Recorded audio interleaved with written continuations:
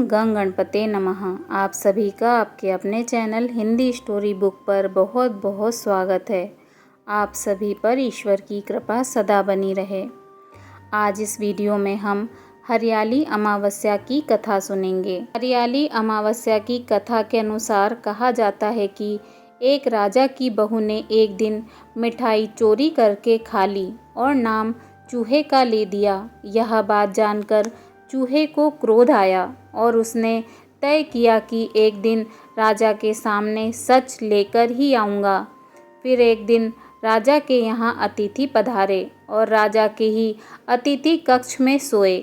चूहे ने रानी के वस्त्र ले जाकर अतिथि के पास रख दिए। प्रातःकाल उठकर सभी लोग आपस में बात करने लगे कि छोटी रानी के कपड़े अतिथि के कमरे में मिले।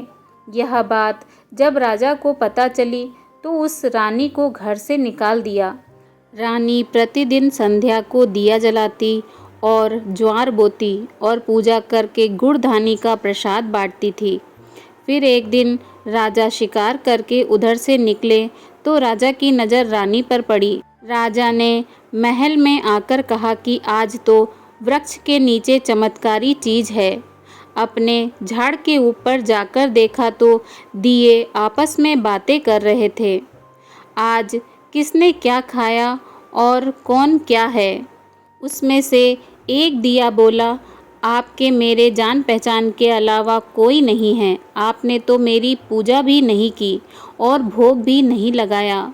बाकी के सब दिए बोले, ऐसी क्या बात हुई? तब दिया बोला, मैं राजा के घर का हूँ।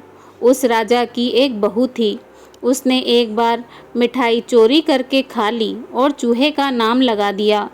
जब चूहे को क्रोध आया तो रानी के कपड़े अतिथि के कमरे में रख दिए और राजा ने रानी को घर से निकाल दिया।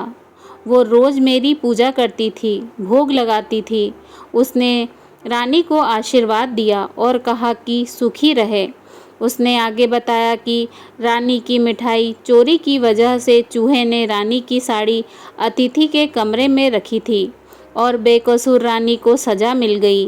फिर सब लोग पेड़ पर से उतरकर घर आए और कहा कि रानी का कोई दोष नहीं था। यह सुनकर राजा ने रानी को घर बुलाया और फिर सभी सुखपूर्वक रहने लगे।